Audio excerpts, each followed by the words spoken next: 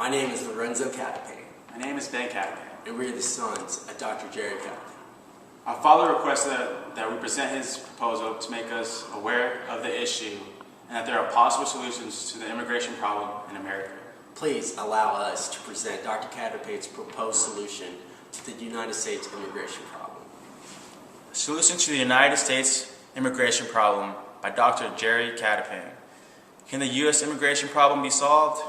Yes, it can be solved. I believe that. 3 things to consider. Number 1, the government. Number 2, the undocumented migrant. Number 3, the under-the-table employers. Let us explore. The problem. 1. The United States has an excellent immigration law and a strict legal process for a migrant to be a legal immigrant and or a naturalized U.S. citizen. My dad personally went through the legal route, so he can personally attest to it. A brief information about the legal process to share. The problem is there was a lack of implementation of the law. Otherwise, there would be less or no undocumented migrants in the United States. 2.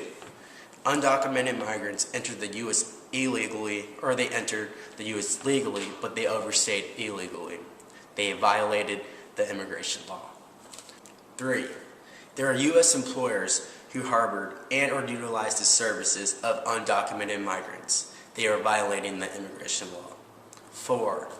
The undocumented migrants who work illegally are violating U.S. employment and tax laws. 5. These employers who hired undocumented migrants are not just violating the U.S. employment and tax law. They are also abusing the undocumented migrants by not providing the lawful wage and the employee benefits. 6. The undocumented migrants are underpaid with no benefits. 7. Illegal immigration costs more than $200 billion a year. 8. The United States is still facing a big challenge in protecting its borders. The proposed border wall of our president could be an external solution that can help in the implementation of the immigration law.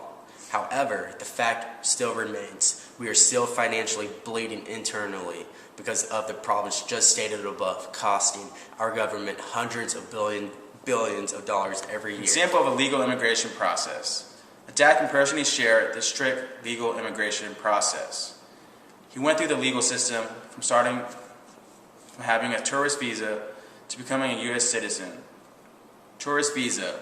It's not easy to get a tourist visa. The individual or family applying to visit the U.S. has to show all financial assets to prove a planned return to the home country should the visa be approved.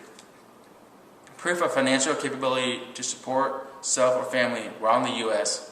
is also necessary to allow entry to America.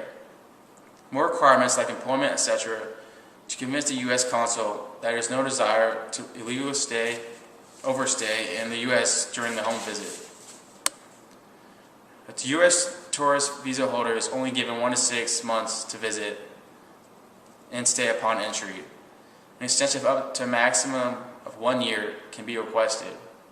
This can, however, be a red flag for re-entry denial when returning to the U.S. It's illegal for tourists to work during the allowable stay. Tourist visa to a work visa. It's not easy to avail of a work visa. There are only certain fields that are open for international workers. An employer has to petition and sponsor the worker. Most importantly, the visa sponsoring employer is required to prove to U.S. immigration that an attempt to hire a U.S. citizen or a resident for at least 6 months has been done prior to the hiring of an overseas worker. This is called labor attestation to protect U.S. citizens and legal residents. A work visa holder can only work for one sponsor. A co-sponsor is possible, but it's another process. Work visa to a legal permanent resident, also known as green card. A work visa holder without being out of status can be approved for a legal permanent resident, commonly called a green card. An applicant could not be out of status to be approved, meaning there is no single day of an illegal stay while working in the U.S. Yes, that is how the strict law is. This immigration gap or out of status situation can can usually happen when a work visa extension application is not done on time. The legal immigrant permanent resident process can take 2 to 5 years or even more depending on the allowable quotas for the country where the applicant is originally from. A green card holder has no voting rights and still can be deported when found guilty of a felony crime. Legal permanent resident to naturalized citizen.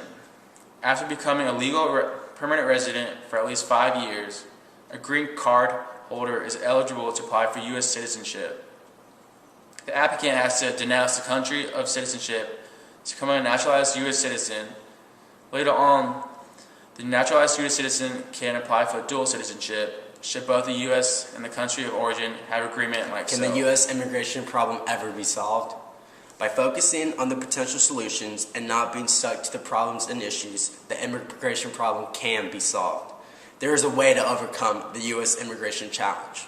The problem can be solved when the government, undocumented migrant, and under-the-table employers would all agree they had their own shortcomings. The government was lax in implementing the law and protecting its borders. Both the undocumented migrant and under-the-table employers took advantage of the government's laxity and violated the laws of the government. Realizing they were all at fault and compromising to a new process can solve the immigration problem. Again, realizing they, the government, the undocumented migrant, and the employer, were all at fault and compromising to a new process can solve the immigration problem. They all have to compromise because everybody wins with this proposed solution. The proposed solution, a new immigration process, a solution to the U.S. immigration problem. Stage 1, proposed solution by Dr. Jerry Catapang. Establishment of a Citizen and Legal Immigrant Card Center, also known as CLICC, and the government issuance of citizenship and legal immigration card as a form of ID and as a requirement for employment and government benefits. These CLICC cards would include, number 1, a U.S. citizen card, number 2, an immigrant card, and number 3, a permission to work card. Other legal immigrant cards, such as work visa, student visa, etc., allows the visa holder to legally work. Note, the solution will be able to separate the citizens and legal immigrants from the undocumented migrants. Stage 2, proposed solution number 2 by Dr. Jerry Catapang. Establishment of a new legal immigration process for undocumented migrants and can be called Pre-Immigrant Compromise Agreement, or PICA. By definition, PICA is a compromise agreement among the U.S. government, undocumented migrant, and the U.S. employers who utilize the services of undocumented migrants. So here's how PICA works. Government announces, for example, a 6-month open enrollment for undocumented migrant to apply for an immigrant visa or a green card. Who can apply? 1. The legal age undocumented migrant for self. 2. A family member of a legal age for family. And 3. An employer of the undocumented migrant. PICA requirements and the compromise of undocumented migrant and employer. 1.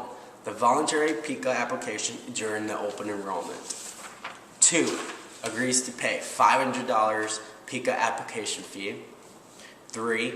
Agrees to pay $7,500, and this fee can be called, for example, government inconvenience and burden fee, to qualify for an immigrant visa. Payments can be in loan to PICA up to a 5-year term. Is the ballpark $7,500 fee a fair cost? Yes, it is. It's the same ballpark figure that an undocumented migrant had to pay anyways for legal fees, and the lawyers have no guarantees to an approved immigrant visa. 4.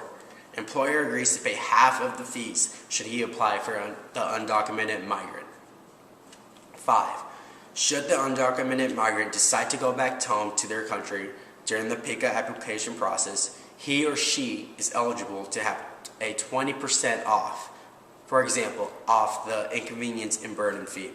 The reasoning behind this is because some undocumented migrants are longing to see their families and return to their home country during the process of the application. The time duration and they are not in the U.S., the government is lowering the immigration problem expense, so it is a win-win for both sides. The government's compromise. 1 is to expedite the PICA application process not to exceed 2 years. For example, 2, to waive all the penalties and legalities attached to the violations should the undocumented migrant or employer apply for PICA during the enrollment window. Stage 3, proposed solution by Dr. Jerry Catapig. Government requires all employers to submit a list of their employees and a copy of the citizen card, immigration card, and a permission to work card. This requirement can be applicable 1 year, for example, after the Stage 2 is implemented. Stage 3 is more strict implementation of the law and is a solution to the problem. Stage 4, strict implementation of the immigration law. After the implementation of stages 1 to 3, the government can now filter the citizens and documented immigrants from the undocumented migrants. Would this proposal solve the U.S. immigration problem? The proposed solution has good potential, but is only a part and a parcel of a bigger solution. It can, however, be a guide and an outline so we can finally solve the immigration problem of our country. America is a land of opportunity. The proposed solution would allow the under-the-table employers to save their business. When caught by the government from all their violations, they can lose their business. They also have to face all the legal consequences attached to the violations. This is an opportunity for them to make things right. The proposed solution would allow the undocumented migrant to live legally and freely in the United States. This is an opportunity for them to regain their dignity and to live the American dream in a legal way. When caught by the government, they are deported. They also have to face all the legal consequences attached to the violations. This is an opportunity for them to make things right. The proposed solution would allow our government to create almost $200 billion from the pickup fees instead of spending over $200 billion a year on this immigration problem. That would be $400 billion that the government can utilize for its other good purpose. The implementation of the proposed solution would not only reduce our government's financial burden every year by hundreds of billions of dollars, but would also give our country an opportunity to gain tax revenues from the reformed employers and migrants. This is an opportunity for our government to make things even better with regards to implementing the good immigration laws that we already have. America is a great land of opportunity. Let it be. Thank you for your time, and God bless America.